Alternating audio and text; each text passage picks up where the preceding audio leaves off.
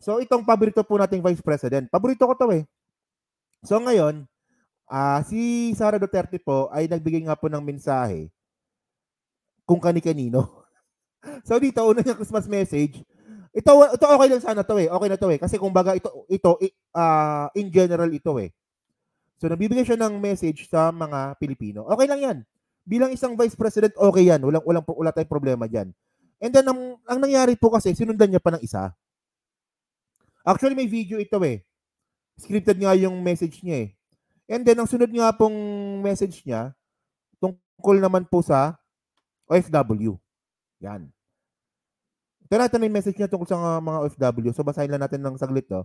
Sabi niya dito, Christmas message to all OFW and Filipinos living abroad. Mga kababayan, assalamualaikum, madayaw, bla bla bla. Okay. Nais ko ipaabot sa aking taos-pusong pagbati sa lahat ng Pilipino sa mga panig sa mundo. So, ang punto dito, OFW. Sige, pagbigyan natin, okay lang yan, walang problema. Sige, bigyan natin. And then, mga kababayan, hindi pa nakontento si Sara Duterte dito. Meron pa. Nagbigay na naman siya ng message kanina sa mga frontliners. Ito Christmas message for the frontliners. Mga mahal kong kababayan, habang nadarama natin ang init ng panahon, so andito yung mga pangalan nila, no? I mean yung mga profession, andito nakasamba nakalagay dito. Ito frontliners, mga sundalo, police, bumbero, doktor, nurses, iba pang health workers, disaster responses personnel, at lahat ng first responders emergency personnel, at quick response team, at iba pa na nagdiribang ng Pasko na malayo sa inyong mga mahal sa buhay dahil sa inyong mga trabaho. So ngayon, matatapos na nga po yung araw ng Pasko, alas 7 na nga po ng gabi ngayon. Sabi ko, teka lang, para may nakalimutan natin si Sara.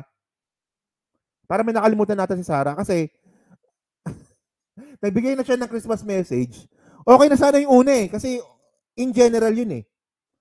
And then, nagbigay siya ng Christmas message sa mga OFW and then sa mga frontliners, pero bakit wala siyang binigay na message sa mga teachers?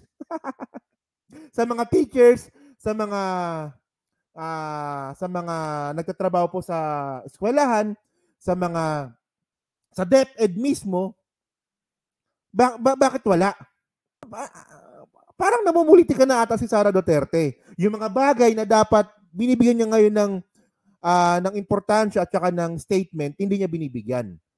For example, tayo, di ba, hinihingi natin yung statement niya regarding sa West Philippine Sea. Wala siyang pakialam. Pero meron siyang pakialam sa Hamas, sa Israel, sa Ukraine, sa Russia. May pakialam siya, pero sa West Philippine Sea, wala siyang pakialam. And then dito naman po mga kababayan, nagbigay naman siya ng message bilang DepEd Secretary. Bakit parang nakalimutan mo ata magbigay ng message sa mga teachers? Ang tanong ba, nabayaran mo na ba yung GSIS nila? Nabayaran na ba? Ang alam ko hindi pa. Ang alam ko ay naasikaso pa lang, pero hindi pa bayad.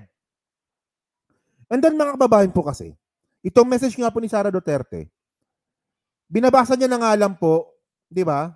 Obvious naman po talaga na scripted. So ito yung message niya regarding sa na aming mga frontliners. Ito. So ito yung tungkol sa frontliners. So ito yung message niya tungkol sa frontliners. At mga kababayan, paras lang din po ito doon po sa nakasulat. Ito message from the frontliners. So sabi dito, habang nadarama natin ang init ng panahon ng Kapaskuhan, nais kong ipahayag ang aking pasasalamat at taos-pusong pagbati sa inyong lahat na aming mga frontliners, mga sundalo, yan na naman tayo police, bumbero, doctors, nurses. So ito yung pinaka-first stanza, no? And then, ito rin yun. Parehas din po sa sinabi niya.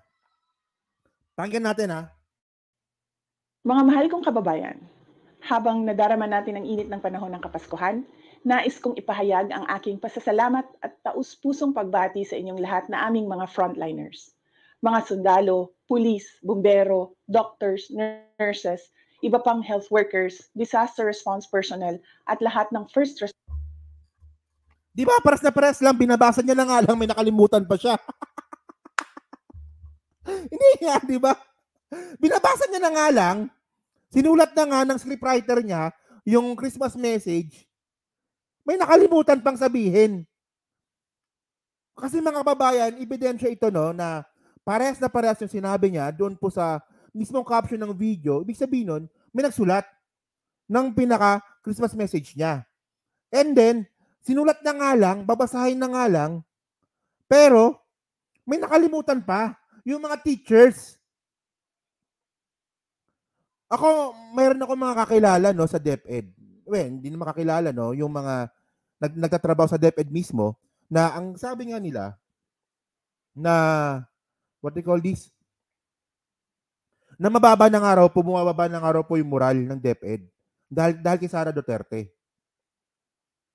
Well, mga kababayan po kasi, nakakababa naman talaga ng moral. Kunwari ikaw, public school teachers ka, tapos mas matalino ka pa sa DepEd secretary. Hindi nga, di ba? O ikaw, teacher ka, public school teacher ka. Pagkatapos yung DepEd secretary, mas matalino ka pa. Nakakababa naman talaga ng moral. Ay nako, ang dami-daming dapat kalimutan, yung mismong departamento mo pa. Ay wala to, kasi mga kababayan po kasi, ang lumalabas kasi dito, namumuliti ka na lang po si Sara Duterte. Kaya nandyan na lang po siya sa kanyang posisyon bilang Vice President at saka Deputy Secretary. Ang pinaka-motivation niya na lang po talaga dito is politika. Mamuliti ka na lang po.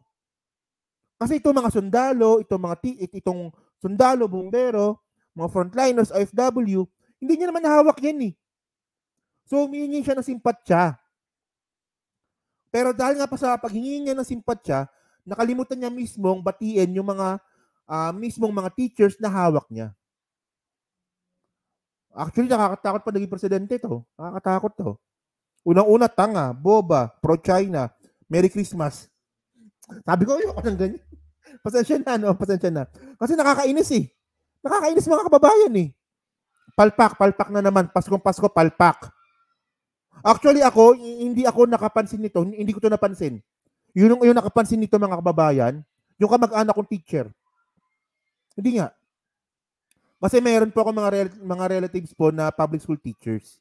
At alam naman po nila na nagvo-vlog ako. And then nag-message sa akin yung isang kamag-anak ko na, "Ay, Takero, napanood mo ba yung ano?" Hindi naman Takero tawag sa akin noon eh. Pero sabi, "Ay, napanood mo ba yung mismong message ni Sara? Bakit hindi ka may binate?" So, pinanood ko nga, nakalimutan ni Sara.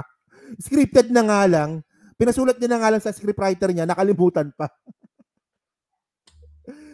Ay, nako, Sara, anong nangyayari sa'yo? Okay.